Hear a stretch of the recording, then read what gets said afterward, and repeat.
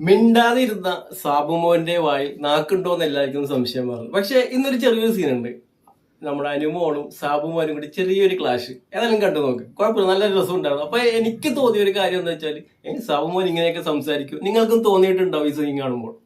Original കഴിയട്ടെ original ഫുള്ളോ full കഴിയാൻ നിൽക്കണ്ട. പിന്നെ നമുക്ക് ആദ്യം ഇത് ഫില്ലിംഗ് മാത്രം നോക്കാം.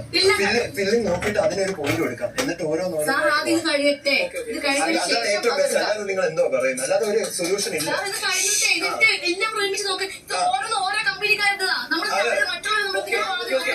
അത് പറ്റില്ല. ഞാൻ നോക്കിക്കോളാം.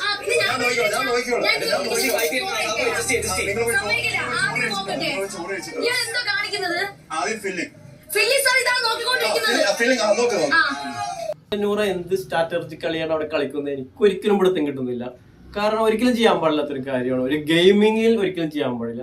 അതിലെ നൂറ വന്നിട്ട് ആ ടേബിളിൽ കയറിയിരിക്കുന്നു. ഓൾറെഡി ഒരു മത്സരം അവിടെ നടന്നുകൊണ്ടിരിക്കുകയാണ്. അനീഷ് അവിടെ ജ്യൂസ് കലക്കിക്കൊണ്ടിരിക്കുകയാണ്.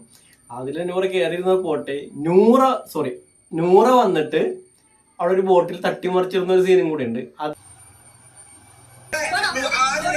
ഈ സ്പേസിൽ കയറിയിരിക്കാനും നൂറയ്ക്ക് ഈ ബോട്ടിലുകൾ തട്ടിയിടാനും ആരധികാരം തന്നു? പറയും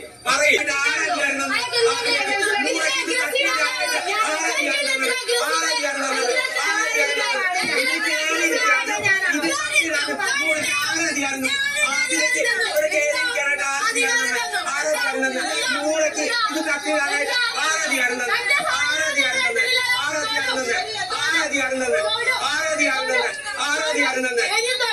ആദ്യക്ക് ഇവിടെ കയറിയിരിക്കാനും നൂറയ്ക്ക് എന്റെ ബോട്ടുകൾ തട്ടിയിടാൻ ആരധികാരം തന്നത്? ആരധികാരം തന്നെ?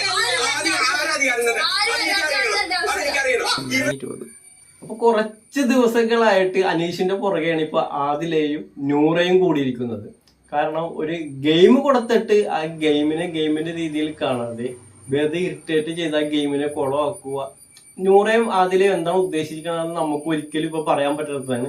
കാരണം ഗെയിമാണ്, ഗെയിമിന്റെ രീതിയിൽ എടുക്കണം. കാരണം ഒരാൾ ഒരു ജോലി ചെയ്യുന്നു, അതിനെ വന്നിട്ട് അവിടെ തട്ടിത്തെറിപ്പില്ല. ബോറിങ് പരിപാടിയാണ്. ആദില നൂറ ഫാൻസ് എന്നോട് ക്ഷമിക്കണം. ചെയ്തത് ആദിലയും നൂറയും തെറ്റ് തന്നെയാണ്. ഞാൻ